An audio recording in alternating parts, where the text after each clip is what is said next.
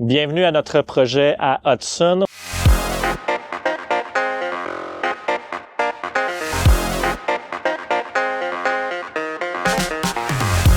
Aujourd'hui, nos équipes mettent l'emphase sur la façade avant.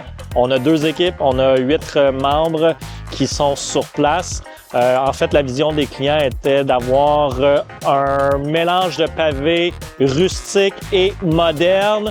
Et aussi, les clients veulent profiter de leur terrain. Alors, vous allez voir un petit peu plus tard quand je vais vous expliquer les différents éléments en cour arrière. Ici, en façade avant, on est en train de construire les différents éléments.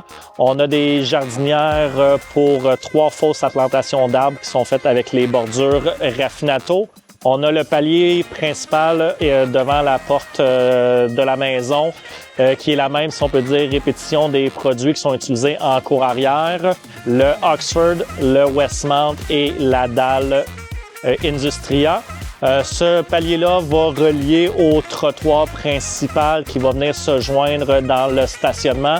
Alors, on a la même combinaison de matériaux d'une zone à l'autre, à l'exception pour le stationnement où la dalle Industria va se transformer avec le pavé Industria pour l'utilisation de la zone. Bienvenue dans la cour arrière du projet. Ici, on a un élément, si on peut dire, central visuellement du projet, l'étang. C'est une zone qui est naturelle, qu'on ne peut pas changer la topographie afin de respecter la réglementation. Il y a 2 semaines, on a fait un grand nettoyage, retiré les végétaux, les mauvaises herbes qui avaient trop grandi.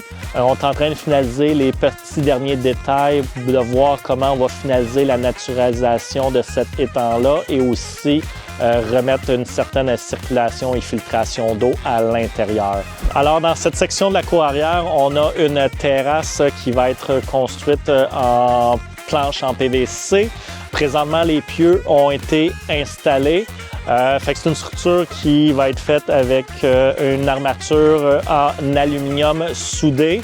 On a un porte-à-faux de plus ou moins 9 à 10 pieds. On est juste en train de finaliser les derniers détails avec notre équipe de menuiserie et les clients pour la hauteur finale pour s'assurer qu'on ne doit pas mettre une main courante due à la pente sur le terrain et aussi s'assurer qu'on ne va pas empiéter dans la zone qui est dite naturelle, qu'on ne peut pas toucher sur le terrain. Alors ici, on est dans, si on peut dire, l'élément central de la construction du projet.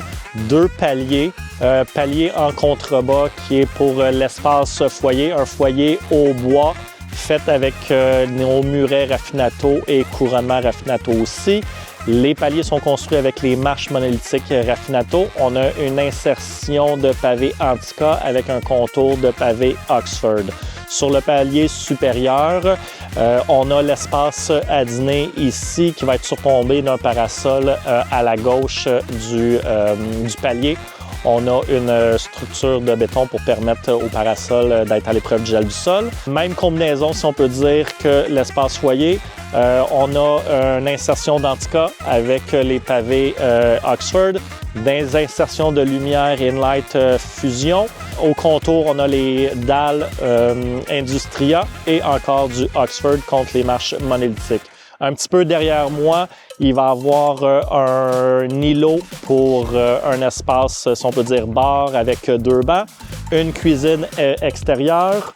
On va avoir aussi un spa dans le coin complètement à l'arrière et le tout va être recouvert d'une pergola. Quand on va sortir du palier ici à ma gauche, on est encore sur la fondation granulaire. On est en attente de l'électricien, mais cette section de trottoir-là qui mène jusqu'à l'escalier pour aller rejoindre le stationnement va être chauffée comme une petite section dans la zone spa.